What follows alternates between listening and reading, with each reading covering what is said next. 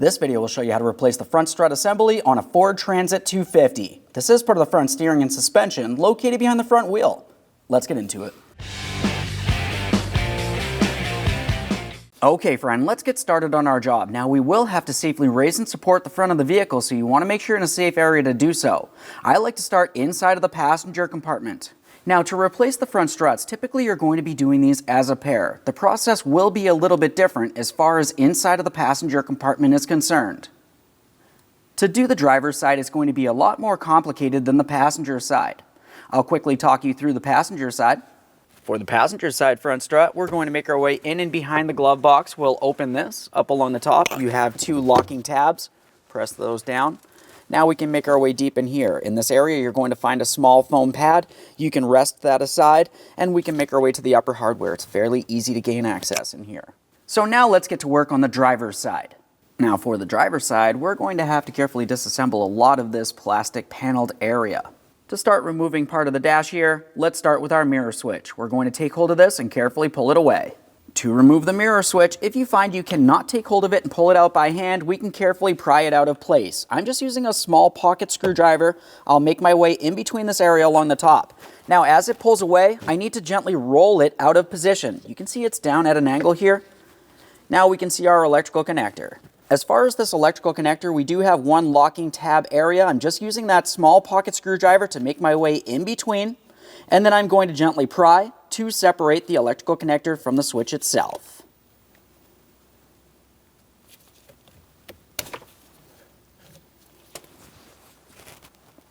A quick inspection and we'll set this aside. Now let's focus along this area. We have our cup holder. I'm going to start separating this. You can use a plastic trim tool or even your small screwdriver, whatever is best for you. This will just pop straight up. It has several locking tabs holding it down. That came up fairly easily actually. Let's have a quick look at those locking tabs down here. We'll confirm that nothing's damaged. This looks good. Now at this point, as we look closely in this area, you're going to find that you have several 7mm mounting bolts. Some will be out in the open. You're also going to find that there's one tucked in here. Let's remove all of these. Another 7mm.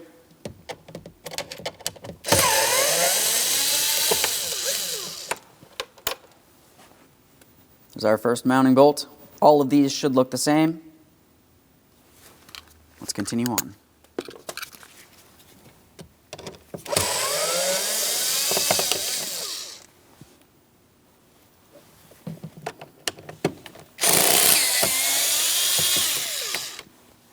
Let's get the one that's deep in this area, 7mm.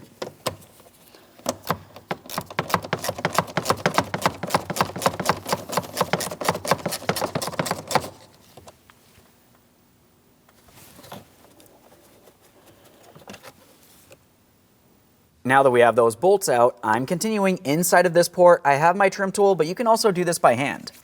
There's essentially a plastic portion of this panel that we want to gently pry away from their locking tabs. Once you've done that, you should be able to shift this. Now obviously we can't go too far. We still have to continue on with the removal of the rest of this plastic here, but that does need to be dislodged. Now let's continue on. Underneath where our headlamp switch is, we have a small panel. We can dislodge that simply by lifting from there. We'll pull it out of place. Behind that area, you're going to find that you have two 7mm mounting bolts to remove the pair.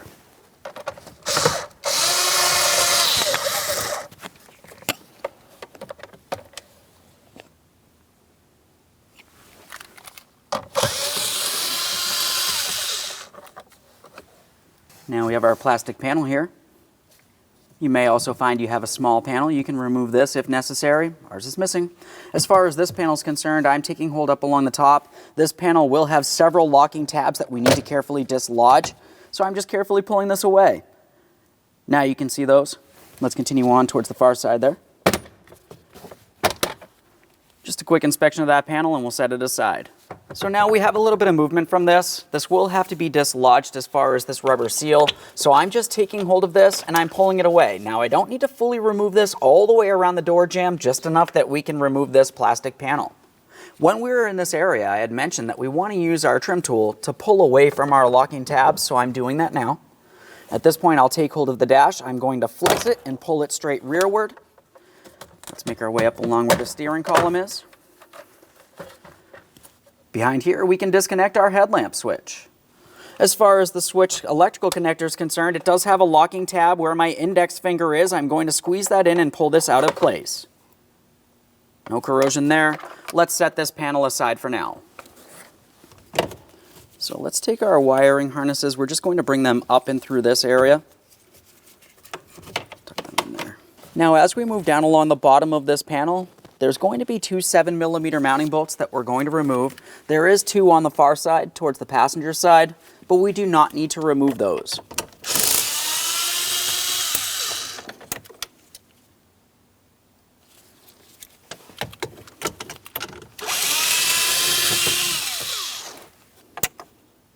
Now we'll just take hold of this plastic panel. We'll start gently flexing it. You're going to find that there's a couple mounting points here.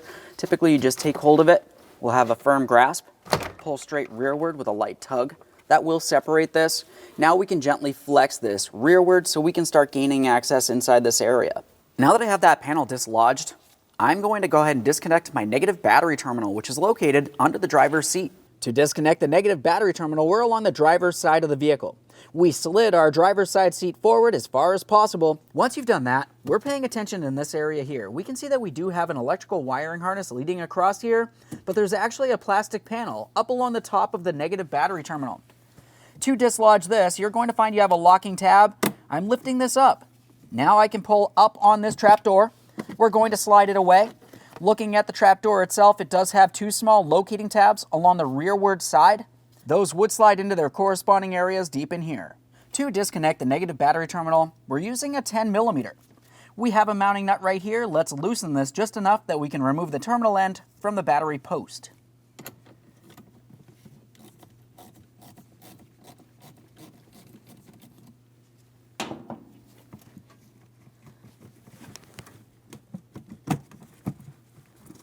Just a quick inspection of that battery terminal. We'll set it aside.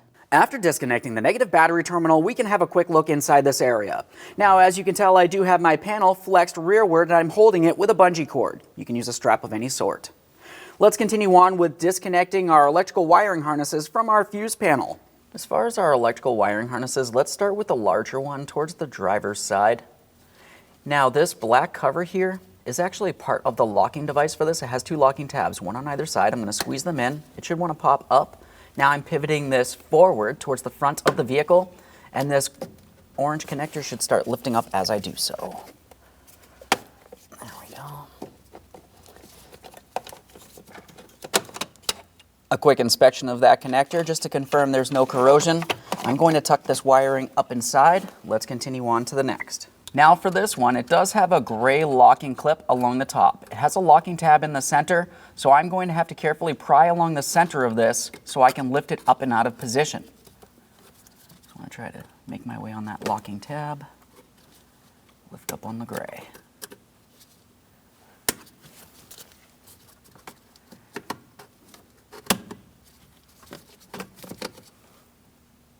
No corrosion there. As we make our way deep inside this area, we have a couple more electrical connectors to gain access to, but I do want to move this wiring harness. As far as this wiring harness, I'm going to attempt to flex it so you can see underneath. It has a mounting point that just slides onto this housing. Just go ahead and lift it straight up. Now I'm just going to continue on to tucking this up inside out of my way so we can continue on with these electrical connectors. Now this one has a locking tab on the driver's side, so I'm going to squeeze that in. You can use a pocket screwdriver if necessary. Should be able to do it by hand. That looks good. We have one more electrical connector deep inside this area. This is another one of those ones with the gray locking lever. We have to press down on the center, gently pry, and then we can get this out of position as well.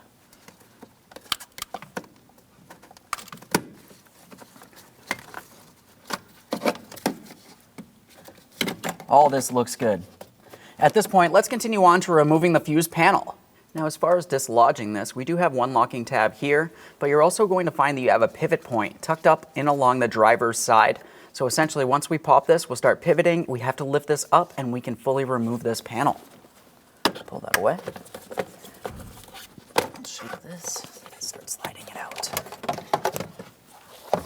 Just a quick inspection of that. Make sure you do not drop this or damage it in any way. Now with that out of the way, as you reach in this area, you're going to find that you have an insulating panel. We can go ahead and take hold of that. I'm just going to pull it towards the center of the vehicle and that exposes our upper hardware. Now let's pause in this area. We will make our way back up here, but for now, safely raise and support the front end of the vehicle and get the wheel off the ground. Safely raise and support the front end of the vehicle so your front wheel's off the ground. Now once we've done that, we're going to be using a 21mm to remove all 5 of our lug nuts. Then we can remove that wheel.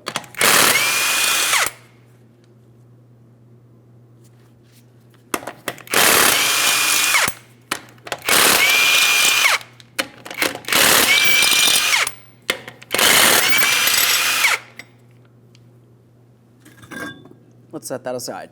Now that we have the wheel out of the way, we have a clear view of our front strut. We're going to start at the top of the sway bar link. To dislodge the sway bar link from the front strut, we're going to be using an 18mm for the mounting nut. During the removal process, you may find that the stud spins as well. If that's the case, you can use an Allen head socket in the center, or you could carefully use some pliers along the inboard side. Now, as you saw when I attempted to loosen this, the stud did spin. This is common. In the center here, I could use an Allen head socket, but ours is rounded, so I'm going to be using some locking pliers along the backside. We just want to be careful not to cause any damage.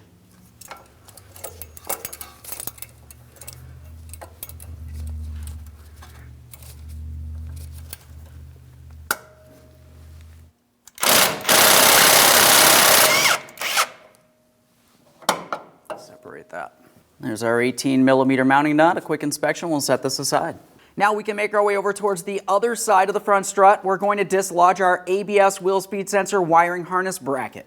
18mm for this mounting nut.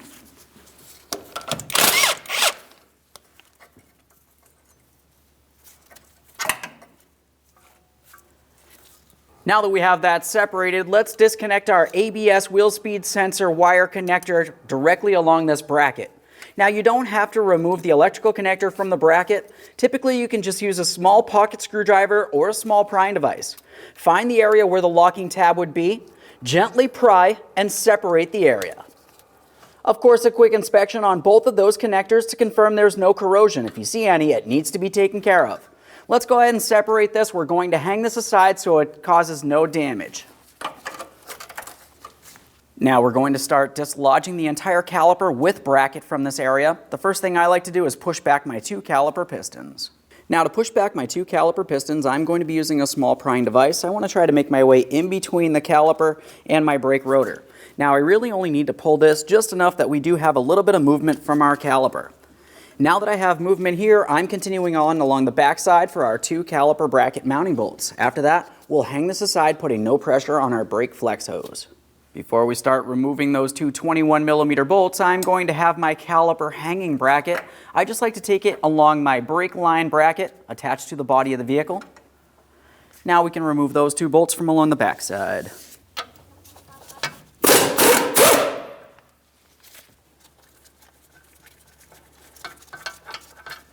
For the first bolt, I always fully remove it. Just give it a quick inspection, start it back in a couple threads. That'll help prevent this from falling on us while we continue on to the next bolt located just below it.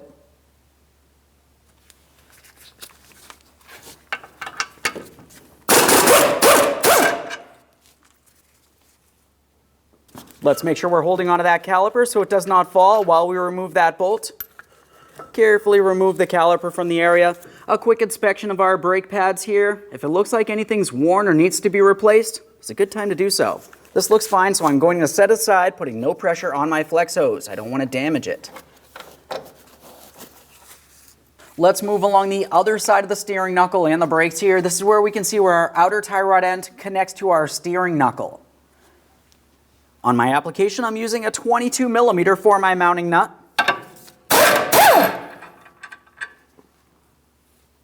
A quick inspection of that.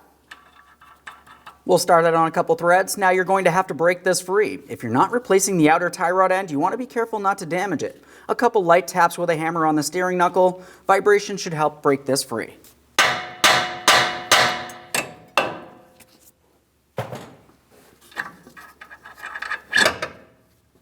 A thorough inspection here. This is looking good. We're making our way all the way down to the bottom of the knuckle where it connects to our lower control arm. Now this is where we have our lower ball joint. We're going to use a 32mm to remove our ball joint nut. Start it back on a couple threads. We'll carefully apply some upward pressure here and tap on the control arm to help break this free.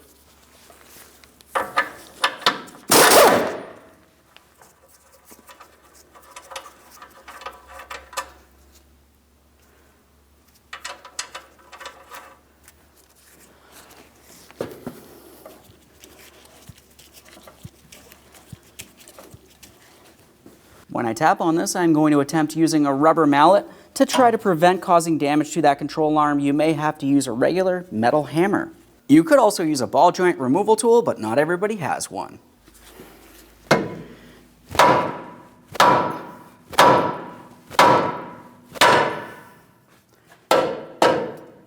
Now I have it broken free. I'm going to remove pressure from under here carefully.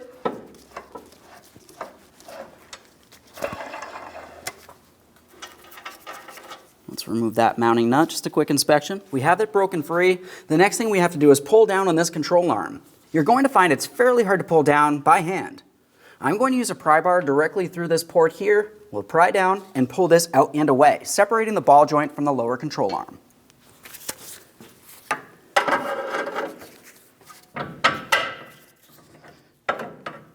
Let's be careful not to cause any damage to that ball joint boot. Now we'll pivot this in an angle that we can gain access to our pinch bolt.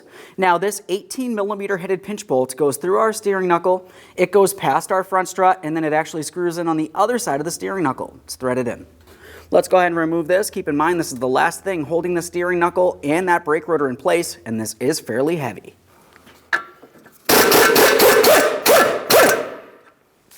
Now when you do remove this, typically you will have to tap on it with a hammer to help it down. We'll use some penetrant in this area.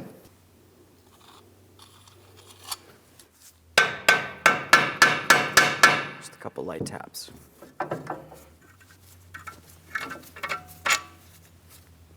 A thorough inspection of that pinch bolt. If it looks like it's damaged, you're going to want to replace it. Now, as I mentioned, we may have to tap on this to bring it down. When doing so, keep in mind it can be heavy. We do not want to cause any damage to the ball joint.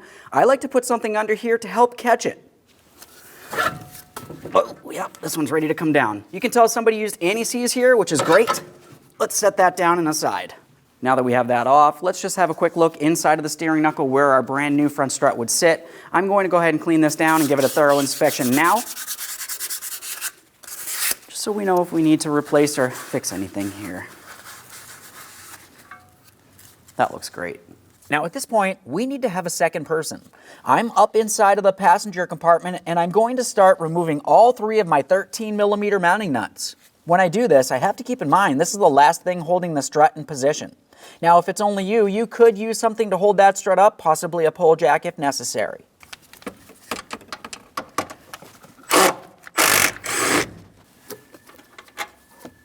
There's one of our mounting nuts. Let's do the same to all. All right, I'm holding that front strut.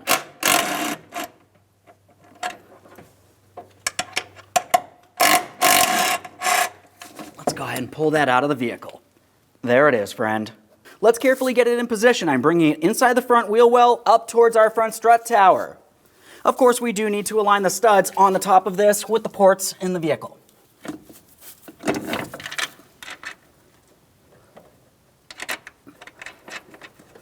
There we are. Now I'm just going to lightly bottom these out. We will be torquing them, but we have to do that with the complete weight of the vehicle on the ground.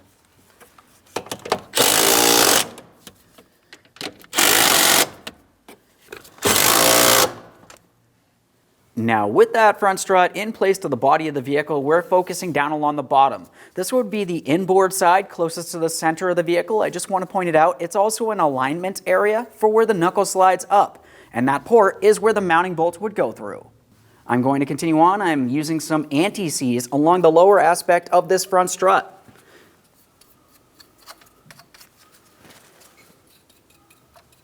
Let's go ahead and get that steering knuckle in place. Keep in mind this can be heavy.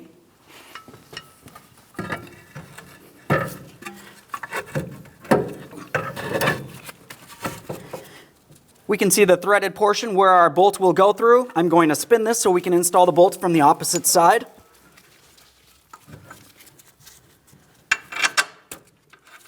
Slide that bolt through, start it in by hand. Let's bottom that out and torque it to 76 foot-pounds.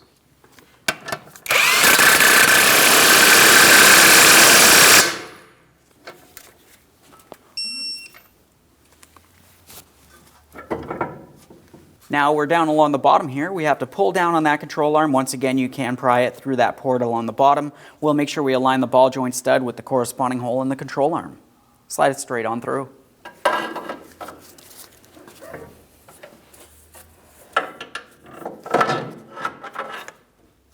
We have our ball joint nut. We'll bottom this out and torque it to 159 foot-pounds. You may find attempting to tighten this, the ball joint stud spins. If that's the case, let's apply upward pressure on the control arm, which will secure that stud inside of that lower control arm so we can snug this.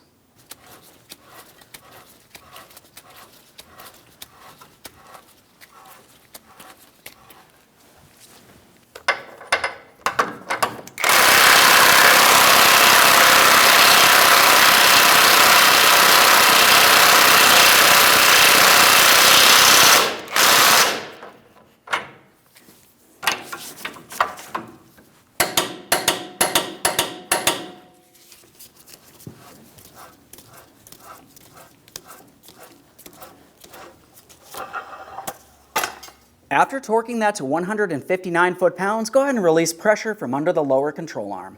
It's time for the outer tie rod end. We're taking that through the steering knuckle here. Just bring that stud straight up through. Start on the mounting nut, we'll bottom it out. The torque for this is 59 foot-pounds. When you go to snug this, if the stud spins, you could apply upward pressure underneath the tie rod end, holding it to the steering knuckle.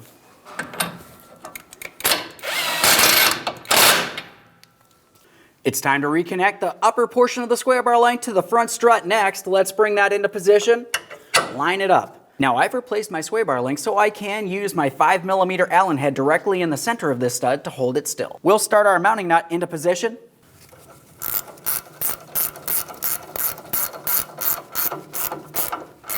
As you can see, it is spinning.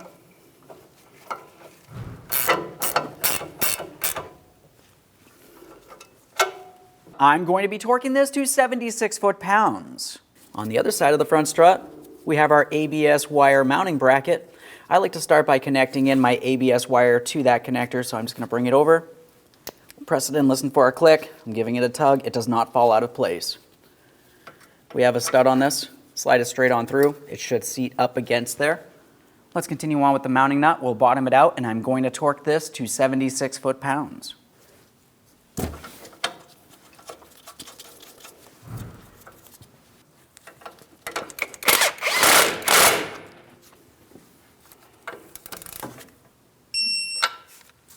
Double check to confirm that's properly secured in place and the wire's not twisted in any way. This looks good. Now it's time for our brake caliper. We're taking that brake caliper with the brake pads. We're carefully sliding it over our brake rotor. On the inboard side, we have our 2 caliper bracket mounting bolts. Let's go ahead and start those in by hand. We'll snug them up, and the torque for those will be 203 foot-pounds.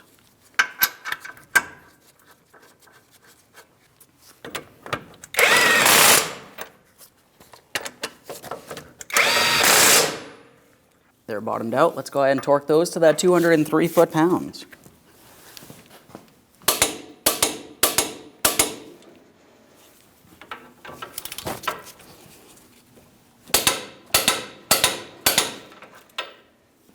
Double check to make sure it's secured in place. We also want to take a quick look at our brake flex hose to confirm it's not twisted in any way that might restrict brake fluid flow. This looks good. One last quick inspection in this area and we can reinstall our wheel. Once you have the wheel in place, go ahead and start on all 5 of your 21mm lug nuts. You're going to bottom them out in a crisscross manner. Once you have the wheel back on the ground, torque each one of the lug nuts to 148 foot-pounds.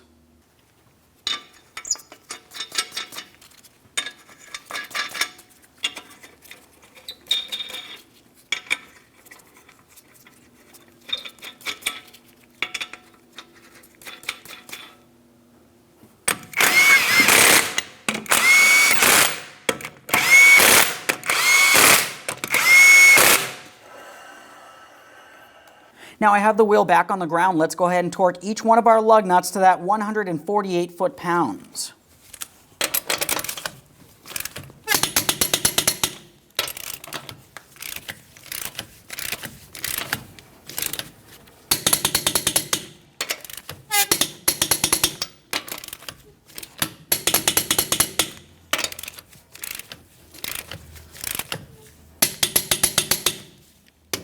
Torqued. Now that we have the complete weight of the vehicle back on the ground, let's make our way back inside the passenger compartment. Now we're along the driver's side. Inside the dash here, we can torque each one of our 13mm mounting nuts to 22 foot-pounds.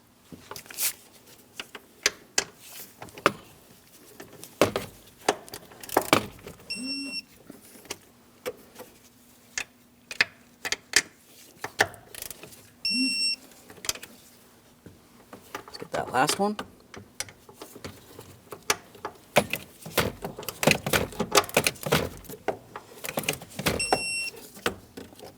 We've torqued all that. Let's make sure we install our protective insulation above that. Perfect. Now it's time for our fuse panel here. When we go to get this in place, looking along the forward side, you're going to find you have two locating tabs on this panel itself. Now if you are looking deep inside here, you're going to find that there is two ports for those to slide into. Once we have it in position, we'll continue on rolling it down and locking it into its locking point here. Let's just slide this wiring harness to the side so we can get this in position.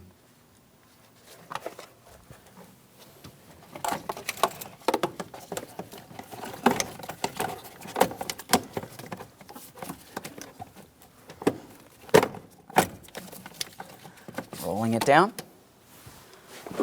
Let's double check, make sure it's secured here. There we go. Okay. That does not move. We'll continue on to all of our electrical connectors. I like to start deep inside, make my way rearward. Now as far as the furthest forward connector, we want to make sure we have the proper one here, so I'm looking in this area.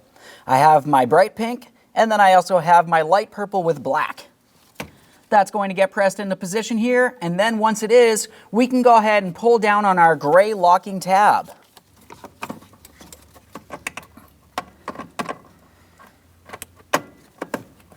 Okay, so I'm pressing it in. While I'm pressing down as I roll this, I can feel that it does go down further. This is exactly what I want.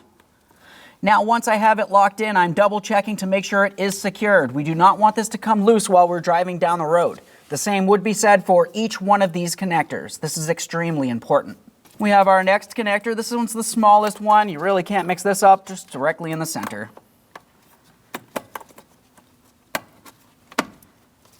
Now I'm just going to swing this wiring harness to the side. We'll continue on over here. Now this one is the blue connector. Same process. Let's get this in position, line it up, press it on there. Let's roll that gray lock down. Double check that. Perfect. Now for our next connector, we'll just make sure we still have it in the unlocked position. That needs to be swung up. We can align this with where it needs to be, press it on as far as possible. Now we're going to bring this down. This is what locks it in.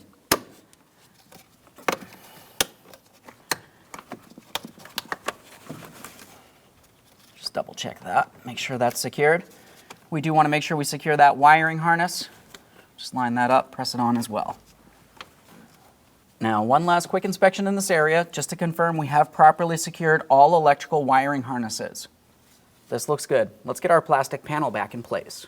Now, as we start bringing this panel over, you will find that you have several locating or securing tabs that need to align with their corresponding areas on the dash.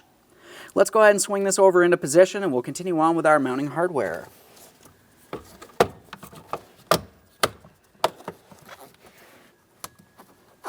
Now we can continue on with our 7mm mounting bolts. I'm starting down along the bottom. For these bolts, since they're inside of a pocket, I'm just using my magnet to get them started into the proper positioning.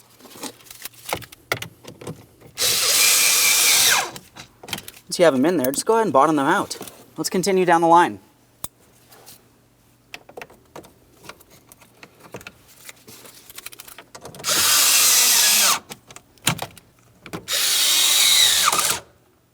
Now let's make our way up. We have an upper mounting bolt here.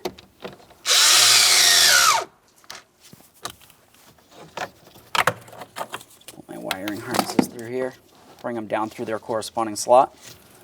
Let those rest. I'll make my way up along the outside here. Now, when we did take this apart, we had the other panel in place. I had to make my way inside the pocket. I can easily gain access to this at this point, so I'm just going to go ahead and install it. So now it's time for our next plastic panel here. We had removed our mirror switch. I'm just going to take that and install it inside of the plastic panel now. I'm rolling it into the proper position. Press it in, make sure it's flush. We'll have a quick look along the back side. It's time for our electrical connectors. We can bring those into position. After that, we'll slide this entire panel in. There are several locating and locking tabs that we need to contend with. Start with the mirror switch. Okay, let's just make sure that's secured. Continue on to the next here. This is the headlamp switch. Line up the locking tab with the corresponding side.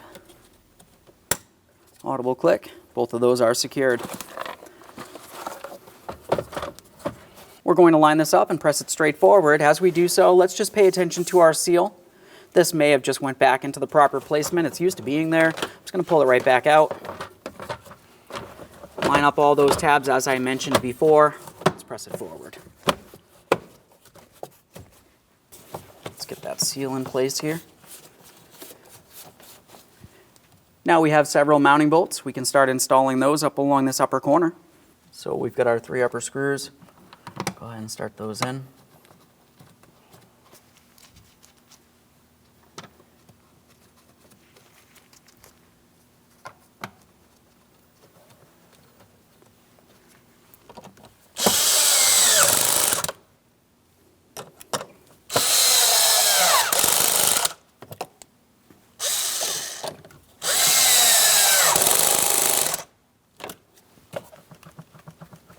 Time for the corner cup holder.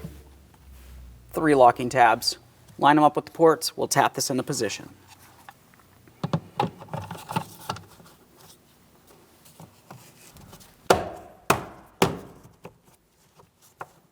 So we're moving inside the pocket area here. 2 more mounting bolts. One right up top. One located just below it, inside this pocket. Let's snug them up.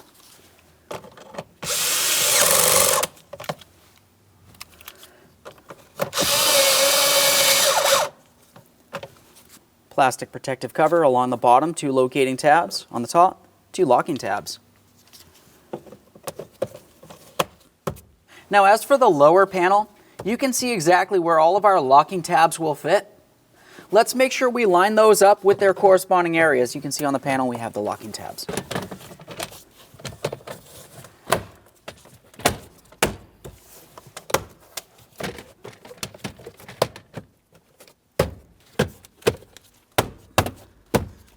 Just a couple light taps. Double check to make sure it's secured all the way around. Now during the removal process in this area here, I mentioned that there should be a plastic cover. If you removed it, just go ahead and reinstall it now. Okay friend, we showed you the installation of the driver's side front strut assembly. At the beginning of the video, I had mentioned for the passenger side, it's essentially the same, in exception of the inside of the passenger compartment. For the passenger side, you want to go over there, dislodge that glove box, make your way in and behind, just as I mentioned. Aside from that, you want to go ahead and take your vehicle for a road test. You're going to listen for any odd noises and get yourself in alignment. Thanks for watching. When only the best will do, demand TRQ. The only company that lets you view before you do. TRQ is committed to offering the highest quality aftermarket auto parts that are engineered for peace of mind. Thanks for using and viewing with TRQ.